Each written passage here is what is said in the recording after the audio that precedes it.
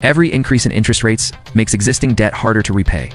Every attempt to shrink central bank balance sheets threatens market stability. Policymakers discovered the uncomfortable truth. You cannot unwind decades of manipulation without consequences. Emerging economies suffered the most. Their currencies collapsed. Foreign debt became unbearable. Nations found themselves unable to finance imports or repay obligations. The global debt prison does not treat all countries equally. Poorer nations are punished first and hardest. Even wealthy nations felt the strain. The United States faced record deficits. Europe struggled with energy shocks. Japan confronted the limits of decades-long monetary experiments. Debt levels reached heights that made economic independence nearly impossible without central bank support. This dependence reduced global sovereignty.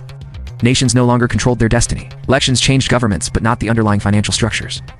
Monetary policy, the true source of economic direction, remained insulated, unelected, and unaccountable to the public. As debt pressures intensified, new financial experiments emerged. Digital currencies, central bank tokens, and programmable money began appearing as supposed solutions.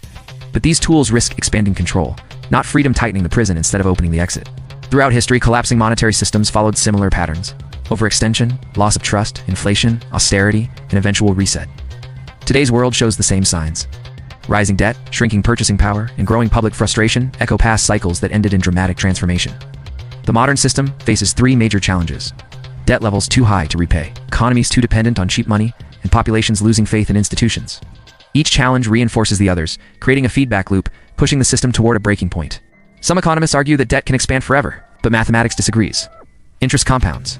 Budget strain. Growth slows. Eventually, the cost of servicing debt outpaces the ability to create new productivity.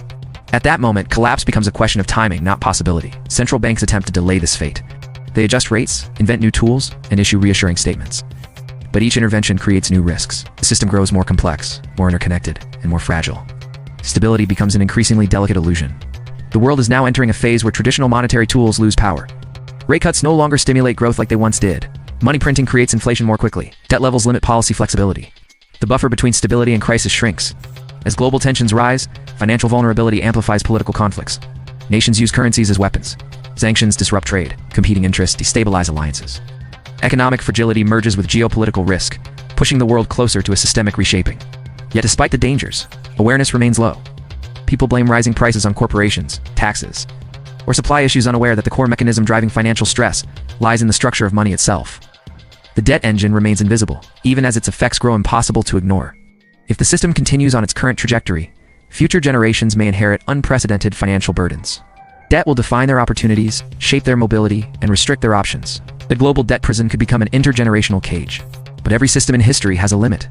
When trust fades, when costs rise, and when contradictions multiply, transformation becomes inevitable.